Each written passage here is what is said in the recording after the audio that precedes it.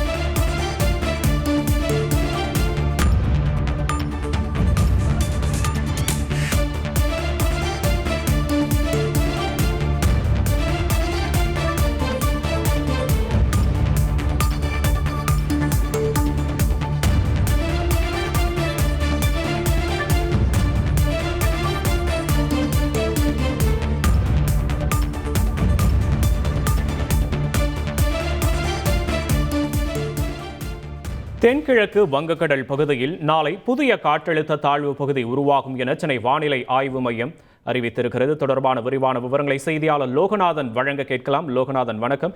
இந்த காற்றழுத்த தாழ்வு பகுதியால் தமிழகத்தில் எந்தெந்த பகுதிக்கு மழைக்கான வாய்ப்புகள் இருக்கு லோகநாதன்?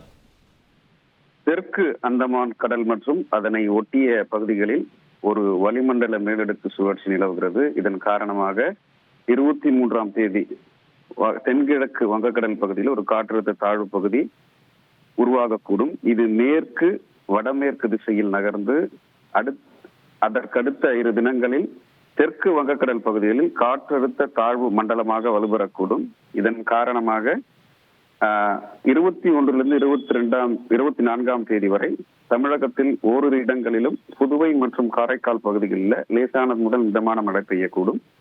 25ஆம் தேதி இடி முன்னுடன் கூடிய மழை பெய்ய வாய்ப்பு இருக்கிறது. ஒரு சில பகுதிகளில் குறிப்பாக கடலூர், மயிலாடுதுறை, நாகப்பட்டினம், திருவாரூர், தஞ்சாவூர், புதுக்கோட்டை, ராமநாதபுரம் உள்ளிட்ட மாவட்டங்களில் கனமழை பெய்ய வாய்ப்பு இருக்கிறது.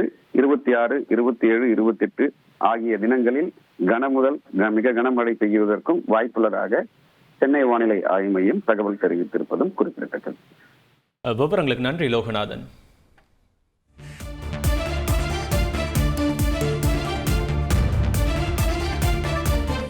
உங்கள் தந்திவன் தொலைக்காட்சியில் தெனாலிராமன் தினமும் மாலை 6 மணிக்கு காணத் தவறாதீர்கள்.